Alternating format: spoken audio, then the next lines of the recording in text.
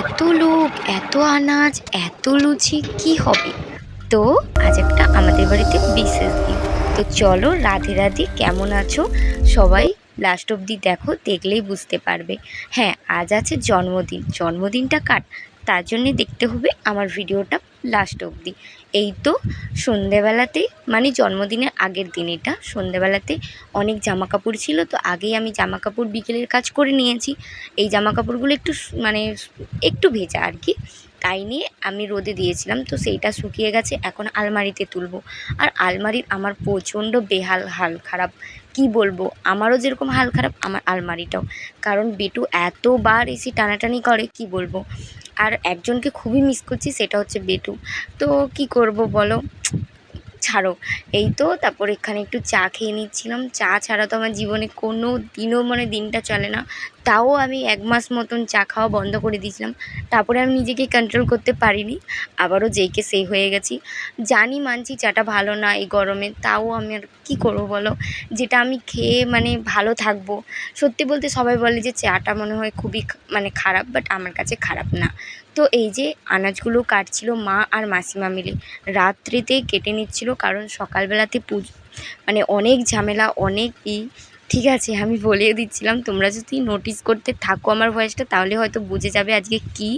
ঠিক আছে, এইখানে আমার দায়িত্বে ছিল শরবত করা। হ্যাঁ, আমি অনেককেই শরবত করে দিয়েছি। আর এই যে এই ঠাম্মাটার দায়িত্ব ছিল ঠাকুরের ভোগ বানানো, তো সেটাই ঠাম্মা করে নিচ্ছিল। আর নিচে যেটা আছে, এনাকে তো সবাই চিনেন, ইনি হচ্ছে আমার ঠাম্মা। ঠিক আছে, ওনার দায়িত্ব ছিল বেলার। হ্যাঁ, একটু পরে আমাকেও দেখবে যে আমিও বেলছিলাম, কারণ কি বলো তো, কারণটা পরে বলবো। আর এই দিকে মানে খাবার দ্রব্য রান্নার কাজ, ওই দিকে কাকু এসেছিলো, কাকু করেছে। মানে দুটো কাকুকে মানে ভাড়া করে নিয়েছিল, বাস এইটুকুই। এই যে দেখো, খুব সুন্দর করে, জানি না কেন কৃষ্ণকে দেওয়া হবে বলে কি এত সুন্দর করে লুচি মানে ঠামা বেলেছিল। তারপর ঠামা বলছিল যে দে, তোর একটু ক্যামেরা করে দিই। কারণ মানে আমি ওকে দিতে ভয় পাচ্ছিলাম, কারণ ঠাম্মা না একটু ভালো পারে না। এই দেখছো তো, উপর দিকে হাতটা ধরে রেখেছে, ভালোভাবে পারে না। তাও কি করব, ওই যে বলে না, নেই মামার থেকে কানা মামাই ভালো। যাই হোক, পেয়েছি তো। তারপর আমিও একটু বেলে নিচ্ছিলাম। চলো, স্নান করে আবার দেখা হচ্ছে। এই যে আমি পুরো ফ্রেশ হয়ে গেছি।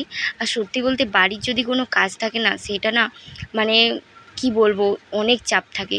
সত্যি বলতে পুজো হোক ছোট বা বড়, হ্যাঁ, আজ হচ্ছে কৃষ্ণর জন্মদিন।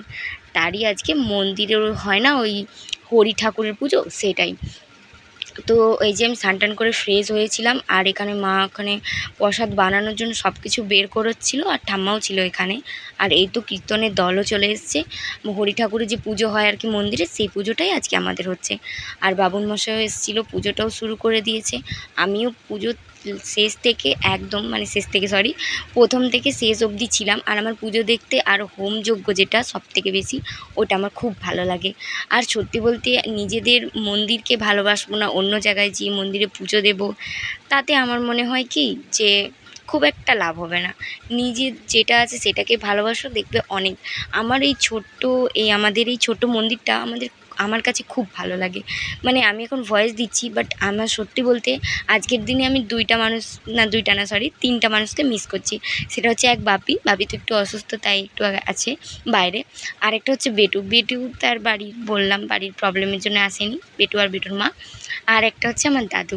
হ্যাঁ, দাদু মারা গেছে, তো আসতে পারিনি। তো তার জন্য আমার অনেক মন খারাপ ছিল, আমি ভিডিও করতেই চাচ্ছিলাম না। ঠাম্মা, সত্যি আমার ঠাম্মাটা এতই, সে তো কিছুই জানে না এইসব যুগে, বাট তাও সে আমাকে বলছে যে এগুলো তো স্মৃতি হিসাবে রয়ে যাবে, তো একটু ভিডিও করে নে। আমি বলছি ঠিক আছে, তুমি ধরে দাও। তো ঠাম্মার যথারীতি আমি ভুলেই গেছিলাম যে ক্লিপ নেব, বাট ঠাকুমা এসে আমাকে ফোন ধরিয়ে দিচ্ছিলো, দিয়ে বলছিলো লে ধর, আমি করে দিচ্ছি। আর সত্যি বলতে আমার এই 3টা মানুষকে খুবই মিস করছিলাম। তাও তো দেখো, জীবন তো কারোর জন্য থেমে থাকে না, তো আমাদেরকে এগোতে হবে।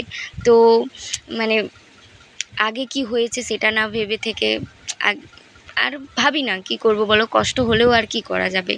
তো যাই হোক, এইখানে ঠাকুরমশাইয়ের সাথে আমি প্রথম থেকে শেষ অবধি ছিলাম। ওই যে বললাম, আমার পুজো দেখতে আর হোমযজ্ঞ দেখতে খুবই ভালো লাগে। এই যে লাস্ট অ্যান্ড ফাইনাল, দেখো পুজোটা শেষ হলো।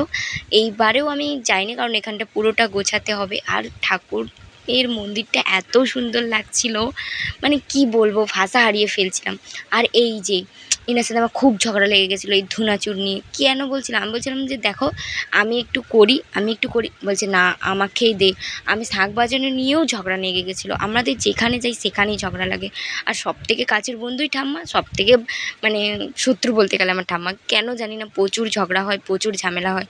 আর এইখানে হচ্ছে যে লাস্টে একটু কিছু গুছানোর ছিল, তো ওখানে আমি গুছিয়ে নিচ্ছিলাম, মানে কি বলবো অ্যাট লাস্ট। তো এই পর্যন্ত ভিডিওটা যদি ভালো লাগে একটা লাইক করে দিও।